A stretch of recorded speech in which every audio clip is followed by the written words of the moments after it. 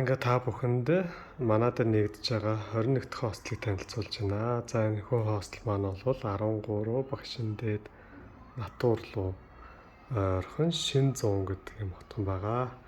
За энэ манай ингээд нийтийн галтгооны хэсэг. За ингээд ийшээ бол 8 үнэтэй өрөө байгаа. За тэнд бол 4 үнэтэй хувцсны өрөөтэй өрөө байгаа. Ингээд тэр дотор бол том ариун цэврээр, энд бол жижиг ариун цэврээр. За ингээд энд готлын хэсэг. За үүдний хэсэг байгаа. За ингээд мөн бас дөрөвт өрөө нь бол нийтийн хэсэг. Энэ нь бол за хичээл ном идэж гэдэг юм уу те, эсвэл хувцас баг иймэрхүү байдлаар энэ хэсэгт байх нь байна.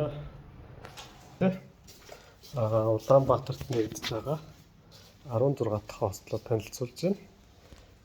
За ингээд бусад өрөөнүүдийг орж үзье. За энэ ингээд дараагийн өрөө. Тэнцэнэ хувцсны өрөөтэй. Тэнцэнэ гоосны төлөлтэй юм байна. За цонхоор харагдах хэсэг нь бол ингээд хотхныхоо ногоон байгууламжтай. За тийшээ багшин дээд байгаа.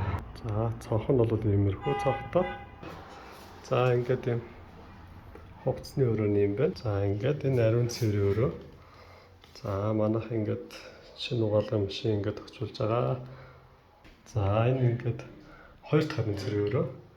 За ингээд намайг Батөлөг манай дээр одоогийн байдлаар 21 дахь хостлоо нээж байна. За ингээд манай эмэгтэйчүүдийн хостлын дараагийн өрөөндөө орж үзцгээе. За энэ 4 үнэтэй өрөө. За тойл.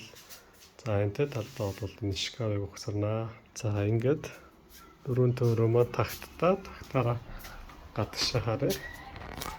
За ингээд Шинзэн хотхон маань энэ харагдаж байна. Энэ бол улсын 4-р эмнэлэг. За тэгээд энэ нөгөө манай бүх машинаар тогтчулдаг ингээд шинэ юмнуудыг хайрцах совоод наваалцсан сууж байна. Одоо бодохгүй гаргана да.